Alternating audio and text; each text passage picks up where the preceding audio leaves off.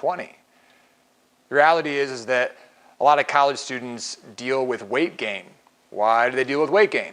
Well, when we're full of stress and anxiety, we eat and we drink and we try to numb either our loneliness or our uncertainty or our not feeling good. And the way that we do that is we do it with something pleasurable. Well, what brings us pleasure?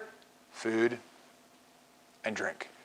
And in college, there often sometimes seems to be an endless supply of food and alcoholic beverages. And the reality is that they all have calories, and then we all get fat, and we call it the freshman 15. And everyone just kind of chuckles. Stop it. You don't have to live this way. I want to encourage you right now to really set a plan for your life. What does your life in an ideal sense look like when it comes to eating and drinking? And we need to set limits. When people come to me in the confessional and they confess sins of gluttony in the realm of drinking, and they're like, bless me, Father, for I have sinned. I got drunk twice since my last confession. I always like to ask them the question, like, do you have a limit? And they're like, what do you mean, Father? I'm like, or they're like, what do you mean, Father? I don't want to say like people that drink are always guys. So I'm like, do you have a limit? And they're like, what do you mean, Father? I'm like, well, do you have a limit of what you are allowed to drink?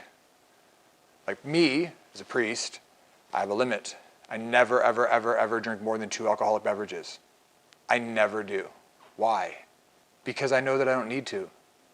I don't want to ever put myself in a situation where I might get drunk or I might drink more than I need to. So I have a very clear limit in my life so that I don't put myself in situations which aren't good.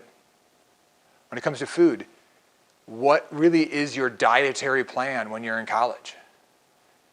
Do you eat to eat, or do you eat to empower your body, sustain your body to do what it needs to do? A great thing that I think needs to happen often in college is people need to actually start working out. When you think about our life as high school students are often involved in a lot of clubs and organizations. A lot of high school students are in a sport.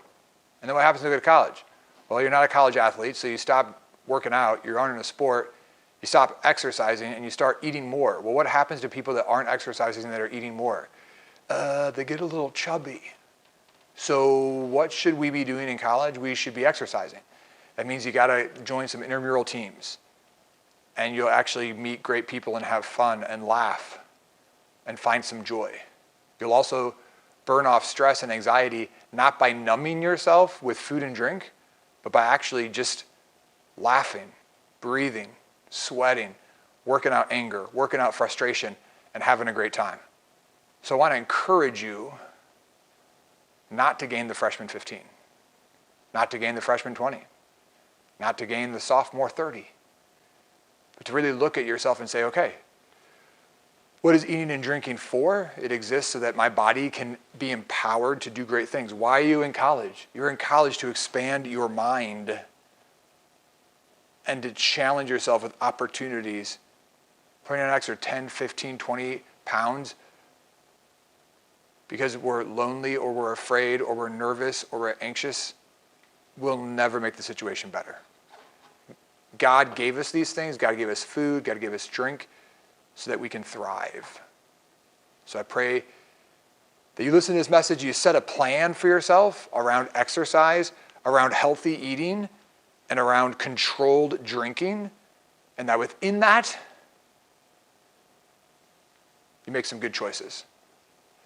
I'm just going to close with a little quick testimony, but when I was in high school, I had some friends that began drinking and made some really, really poor choices in high school. So much so that I made the decision my sophomore year in high school to never drink alcohol until I was 21 years old. And so I went through my high school career, and then I went through my freshman and sophomore year, and the beginning of my junior year without touching any alcohol. It was a decision I made as a sophomore. And I will tell you that I still went to parties. I still hung out with the crowd that drank, but I just chose not to. By the time I was 21 years old, because I had seen what I had seen, and it was not pretty, of drunkenness and vomit and people not being able to get up in the morning and people waking up in other people's bedrooms and other people's dorms and people spending a lot of money and wasting a lot of time. At the end of that, when I was 21 years old, I was like, I really don't even want to drink because I haven't seen anything positive come out of it. And so on my 21st birthday, I went out with a group of friends. I had a beer and spent the rest of the night at the bar on the dance floor with a bunch of my friends. I didn't drink again until I was 30 because I thought it was stupid. What good has come out of drinking alcohol? What good has come by college students drinking alcohol? I think we really do need to ask these questions and make very firm convictions that are rooted in truth, rooted in reality, rooted in the hope that we have for our husband, our wife, our children, our vocation, our faith, and to live them. Take that, reflect upon that, and make choices based on your faith. Amen.